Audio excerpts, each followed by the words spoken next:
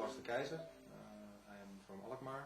Last year I was involved in the Ben & Jerry's WWF Climate Change College, during which they get 18 to 30-year-old students to get more involved in the issue of climate change. We travel to the North Pole, the Arctic region. Surrounding is awesome, and if you're there and you just take the time to take in this environment, you realize that if nature turns it up one notch, you'll be finished. I was always very environmentally conscious, but at the same time, what are you environmentally conscious if you just donate money?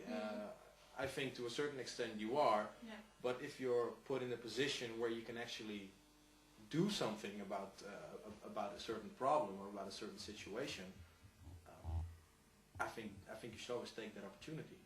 Sometimes people ask me, it's this climate change phenomenon. I mean, I don't see it. I mean, we live in Holland. It's still cold here in summers. I mean, I could go with a couple of degrees more Celsius, more you know, a higher temperature. I can walk around in my shorts more often. In Holland, we would mostly notice that. Will notice. Yeah, what we are already noticing, but what people always explain and try to explain on the end of, okay, it's always been raining in Holland, but it's raining even more now, and not more as in more spread out, but more extreme. In summer sometimes you had huge showers at once, almost tropical rain showers. Dropping down an entire, an enormous amount of water all at once. Whilst normally this precipitation would be more spread out. If ice sheets which are currently on land, such as, for example, the Greenland ice cap, which is almost 3 kilometers thick at its max, if that would melt entirely, we would be looking at a 6-meter sea level rise.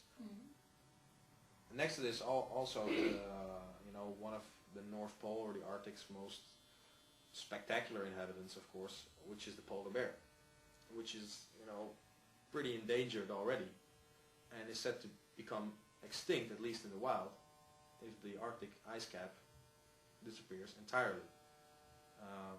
Why? Because polar bears hunt on ice. They need the ice to hunt on, because the seals are living under the ice, and they eat the seals and they hunt for the seals. So what happens is, if the ice sheets melt, the polar bears won't have any hunting grounds left, and etc., etc., etc.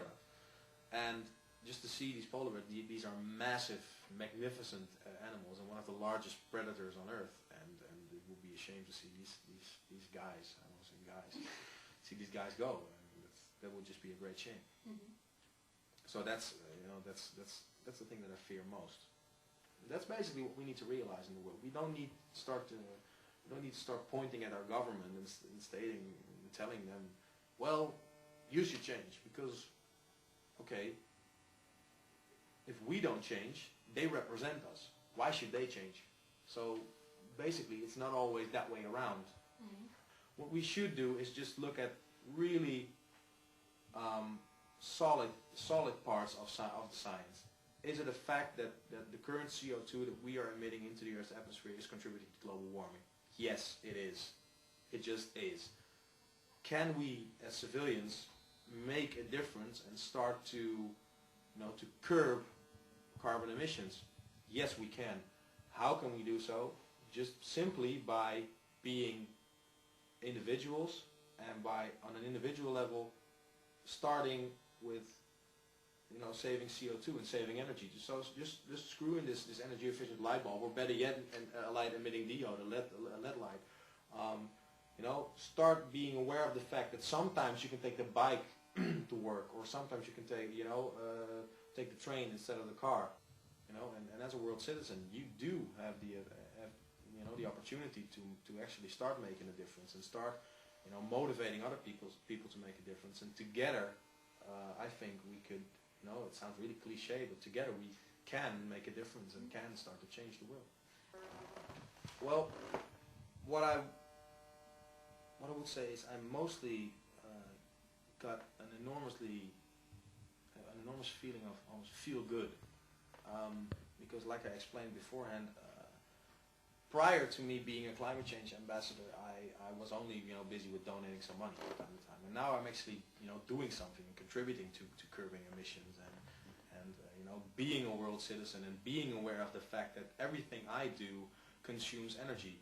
That doesn't mean that I am the perfect example of always being energy efficient, because I also sometimes take too long of a time to shower, or sometimes drive my car when I just could use my bike. So from time to time I even have that problem. I catch myself being not entirely efficient, but what it has provided me is just an enormous sense of feel good. Just it got me to think differently about certain things in life and just what's important in life.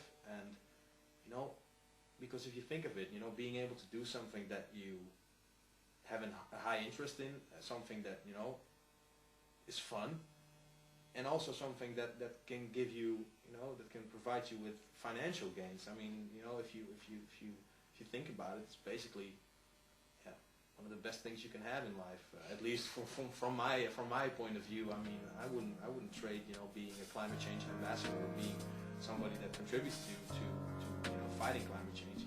I wouldn't trade it for the world.